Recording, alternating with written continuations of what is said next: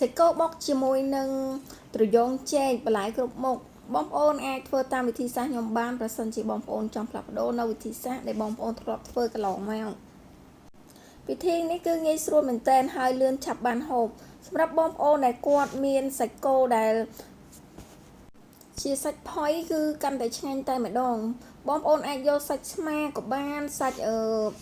ផ្លូវក៏បានដែរមើលទៅថាសាច់ណាផុយបើយើងមិនសាច់ជាមិនសូវផុយទេយើងអាចយកសមចាក់វាដើម្បីឲ្យវាផុយល្អចូលមកវិធីធ្វើរបស់យើងវិញដំបូងគឺខ្ញុំចាត់សយងចេកគឺខ្ញុំចាត់រាងស្ដើងហាន់រាងស្ដើងហើយដាក់ត្រាំជាមួយនឹងទឹកអំបិលក្រូចឆ្មាដើម្បីកុំឲ្យវាឡើងខ្មៅហើយសម្រាប់សយងចេកដែលខ្ញុំទិញមកនេះគឺវារាងអត់សូវល្អអញ្ចឹងខ្ញុំក៏ចាប់ផ្ដើមយកកន្លែងណាមិនល្អក៏បកស្ទប់វាយកចេញការធ្វើនេះបើសិនជាយើងបានប្រភេទជាត្រយងចេកគ្រាប់ទៀតគឺកាន់តែឆ្ងាញ់តែម្ដងជីមានជីគ្រប់មុខដូចនៅក្នុងវីដេអូនេះអញ្ចឹងខ្ញុំបេះវាលាងឲ្យបេះហើយខ្ញុំដាក់លាងវាឲ្យស្អាតនិយាយចង់ជាប់មាត់បន្ទាប់មកគឺខ្ញុំចាប់ផ្ដើមចិតជាមួយនឹងប៉េងប៉ោះគឺយើងដាក់តាមចំណងចំណូលចិត្តមកខ្ញុំមាន2ផ្លែខ្ញុំដាក់2ផ្លែហើយជាទូទៅគឺខ្ញុំចូលចិត្តយកគ្រាប់វាចេញម្ទេសគឺដាក់តាមចំណងចំណូលចិត្តដូចគ្នាហើយបើដាក់កាន់តែហឹរកាន់តែឆ្ងាញ់ប្រភេទបុកប្រភេទភ្លាប្រភេទអីនេះគឺបើសិនជាស្ទើហឹរស្ទើអីក៏វាអត់សូវមានរសជាតិដែរម្ទេសលាយពីមុខហ្នឹងម្ទេសមានម្ទេសអាចសាច់និងម្ទេសដៃនាងហើយសាច់គោគឺមានចំនួនប៉ុណ្ណឹងដូចក្នុងវីដេអូនេះឯងគឺខ្ញុំហាន់វាមកមិនស្ដើងពេកហើយក៏មិនក្រាស់ពេកដែរព្រោះថាបើសិនជាយើងហាន់ស្ដើងពេកពេលយើងចៀនទៅខ្លាចសាច់វាសោះអស់រសជាតិវាអត់ទៅឆ្ងាញ់ជាទូទៅអ្នកខ្លះក៏គាត់អត់ចៀនទេគាត់ហាន់វាស្ដើងច្បាច់មួយស្មើមានវិធីសាស្ត្រច្រើនសម្រាប់ការធ្វើម្ហូបគឺមិនដូចគ្នាទេសម្រាប់ខ្ញុំផ្ទាល់ក៏ធ្វើពេលខ្លះក៏មិនដូចគ្នាធ្វើម្ដងបែបនេះម្ដងបែបនោះអញ្ចឹងណាដើម្បីចង់ដឹងថាបែបណាដែលយើងចូលចិត្តពិតប្រាកដសម្រាប់សាច់គោគឺខ្ញុំយកវាមកចៀនឆ្អិនល្មមប្រហែលជាខ្ទង់ 70% ដោយសារតែខ្ញុំចូលចិត្តសាច់បែបនេះបងប្អូននេះរឿងនៅការឈូកបែបហ្នឹងហើយស្រស់ពេកក៏ខ្ញុំអត់សូវចេះហូបដែរបងប្អូនខ្លះទៀតបើយើងចូលចិត្តស្រស់ជាងហ្នឹងឬមួយក៏ឆ្អិនជាងហ្នឹងអីយើងលៃលោកតាមហ្នឹងទៅហើយអ្នកខ្លះក៏គាត់ធ្វើជាប្រភេទឆាវដូចគ្នាខ្ញុំហាន់វារបៀបស្ដើងល្មមបែបនេះអត់ឲ្យវាក្រាស់ពេកទេព្រោះខ្លាចវារឿងស្វិតអញ្ចឹងណាហើយសាច់នេះគឺយើងអាចយកសមទៅចាក់វាទៅលើសាច់ឬមួយក៏យកការ៉េដំអីតិចទៀតទៅក៏បានដែរហើយប្រហុកវិញគឺល្អមែនតើជាប្រហុកដែលធ្វើខ្លួនឯងតែម្ដងអញ្ចឹងខ្ញុំគឺអត់បានអាំងទេគឺ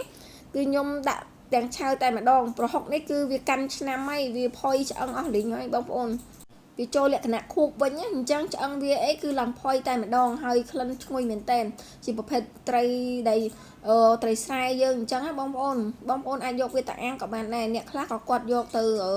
ចំហុយអ្នកខ្លះទៀតដាក់លាយទឹកក្តៅអីហ្នឹងតាមបងប្អូនទេសម្រាប់ខ្ញុំគឺយើងមើលតាមជាក់ស្ដែងដោយសារតែប្រហុកនេះវាឈ្ងុយល្អអញ្ចឹងណាខ្ញុំ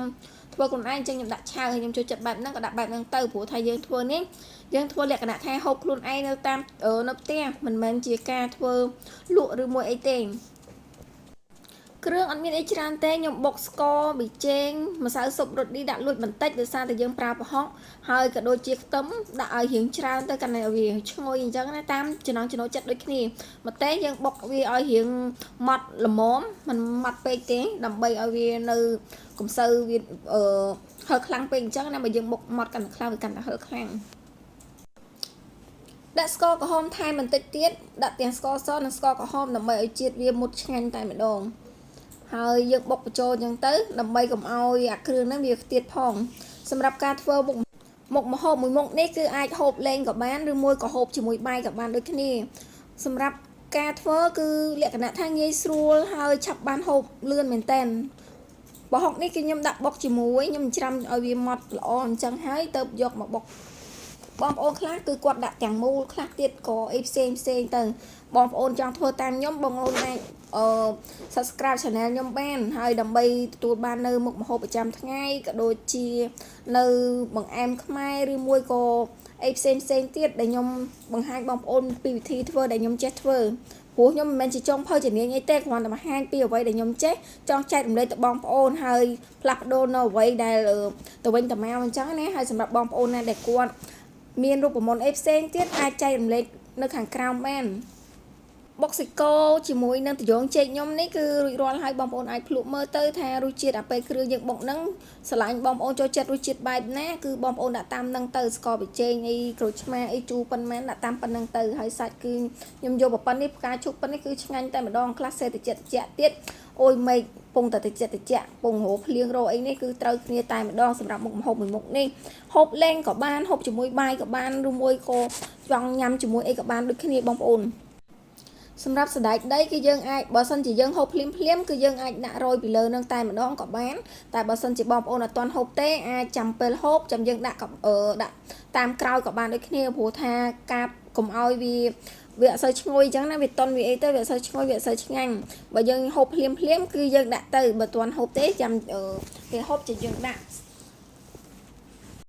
វីដេអូនេះដល់ទីបញ្ចប់ហើយអរគុណបងប្អូនសម្រាប់មើលពីដើមដល់ចប់